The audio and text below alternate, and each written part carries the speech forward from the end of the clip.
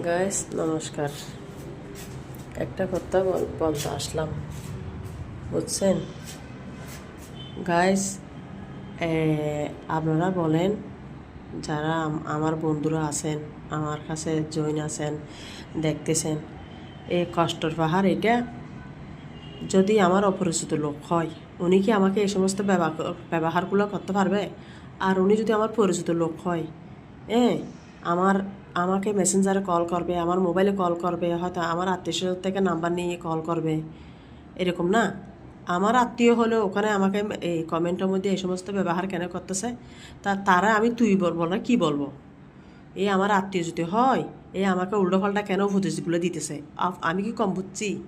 তো ওরা ও আমাকে উপদেশ দিচ্ছে কেন? আমার পারিবারিক কথা কেন বলতেছে? আমার আত্মীয় স্বজনের কথা কেন উনি বলতেছে? আমার আত্মীয় স্বজনকে আমি যা ইচ্ছে তাই বলবো, ওরাই আমার সাথে প্রতিবাদ করবে। ওরা ক্ষমতা থাকলে আমার সাথে প্রতিবাদ করবে। আমার আত্মীয়রা, যাদের জন্য আমি বদনাম গাইতেছি, তারাই আমাকে প্রতিবাদ করবে। বাইর আউটসাইডার মানুষের থেকে দরকার আছে আমাকে এগুলো বলার? আপনারা বলেন, আমি কি ভুল বলছি? আচ্ছা, একটা কথা তো, আরেকটা কথা যে আমি ওকে তুই বলবো না, ওনাকে তুই বলবো না, কি বলবো? ও আমাকে উপদেশ দিতেছে না, ওর উপদেশগুলো কি আমি শুনি চলতেছি নাকি? আচ্ছা, তো আমার ভাই একটা আছে, শিফুল বড়ুয়া, যেটা কমেন্ট করছে, উনি কি করছে দেখো। এইটা আমার ছোটো ভাই। তাহলে ওর থেকে যদি ও ও ও ওর আমি দিদি হই, এর থেকে কমেন্ট লিখতে হবে দিদি, কমেন্ট লিখতে হবে না। ও আমার সাথে কোনো রকমের সাপোর্ট করে নেই, তো কোনো রকমের কোনো দিন সাপোর্ট করে নেই, কমেন্ট করে নেই, কিছু করে নেই। তো ওনার থেকে আমাকে আমাকে কল করতে পারে মেসেঞ্জারে। হ্যাঁ, হয়তো আমি যদি মেসেঞ্জারে যদি কোনো রকমের পাই না, আমাকে জানি না, ধরো আমার আত্মীয় স্বজন আছে, এইতে আমার নিজের ভাই, তাহলে আত্মীয় স্বজন থেকে নাম্বার নিয়ে কল করতে পারে না?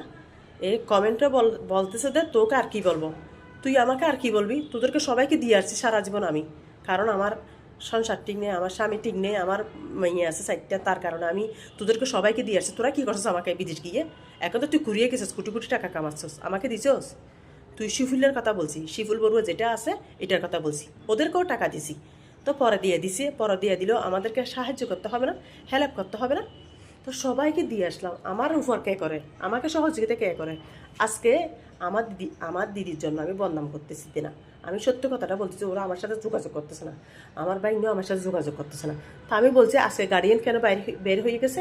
তো ঠিক আছে, তোরা গার্ডিয়ান বের হয়েছে, অসুবিধা নেই, তোরা টাকাগুলো খুঁজ দিয়ে। কিরে, এই বেডিটা তো 2 মাস ধরে এরকম এরকম এখানে ফেসবুকে এসে এগুলো বলছে, আমি ফেসবুকে কেন বলবো? আমি ওদের করে যেতে পারতেছি না, ওরা তাই যাই গিয়া, আমি গেলে আমার দিদি তাই যাই গিয়া ছেলের সাথে কথা বলছে, কথা বলে না, মালয়েশিয়া।